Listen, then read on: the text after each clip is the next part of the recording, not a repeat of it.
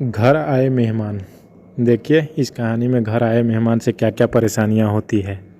राहुल अपनी पत्नी सीमा और अपनी माँ के साथ रहता था। गर्मियों की छुट्टी में राहुल की बुआ फूफा अपने लड़के सोनू के साथ उनके घर रहने आए। घर आते ही फूफा जी राहुल से बोले कि यहाँ तो बहुत गर्मी है, घर में कोई एसी नहीं है क्या? राहुल की मां ने बोला, भाई साहब अभी कुछ दिन पहले ही राहुल ने अपने कमरे में एसी लगवाया है। यह सुनते ही फूफा जी अपने बेटे से बोले कि सारा सामान राहुल के कमरे में ले गए। राहुल और उसकी पत्नी सीमा चुप रहे क्योंकि उनने सोचा कि कुछ दिन की तो बात है। इस तरह बुआ फूफा जी को राहुल के घर रहते 1 महीना हो गया। राहुल ने अपनी माँ से पूछा कि बुआ कब जाने वाली है, हम कब तक ऐसे ही हॉल में सोकर अपना गुजारा करेंगे? राहुल की माँ बोली, बेटा रिश्तेदारी का मामला है, हम कुछ कह भी तो नहीं सकते। राहुल की पत्नी सीमा बोली, वह सब तो ठीक है, लेकिन उनका छोटा लड़का सोनू सारा दिन घर में उधम करता रहता है। कल तो उसने हमारा नया सोफा बुरी तरह फाड़ डाला।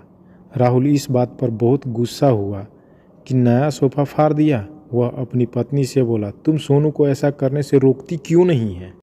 सीमा बोली, जब से बुआ फूफा जी आए हैं कुछ कुछ खाने की डिमांड करते हैं, जिससे मेरा और माँ जी का सारा दिन तो रसोई में ही बीत जाता है।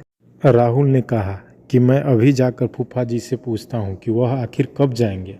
राहुल ने बातों बातों में फूफा जी से कहा कि 1 महीना हो गया है, आपके जॉब की छुट्टियाँ तो खत्म हो गई होगी ना? फूफा जी बोले, राहुल मैंने जॉब तो कब की छोड़ दी, अब तो मैं बिजनेस करता हूँ और अब मैं इस शहर में भी कुछ बिजनेस खोलने की सोच रहा हूँ। पहले इस शहर को अच्छे से समझ लो, जिसमें 2-3 महीने लग ही जाएंगे। यह सुनकर राहुल समझ गया कि फूफा जी अभी जाने वाले नहीं हैं। उसने यह बात अपनी पत्नी और माँ को बताई। सीमा बोली, जब घी सीधी उंगली से नहीं निकलता तो उंगली टेढ़ी करनी पड़ती है। इनके साथ भी कुछ ऐसा ही करना होगा। आप यह काम अब मुझ पर छोड़ दीजिए। उसी रात बुआ और फूफा जी छत पर थे। तभी उनका लड़का सोनू चिल्लाता हुआ उनके पास गया और बोला कि मैंने अभी एक चुड़ैल देखा है।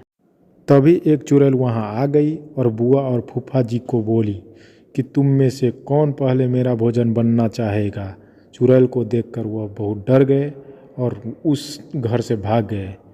उनके जाने के बाद सीमा ने अपना चुड़ैल का मुखौटा उतारा।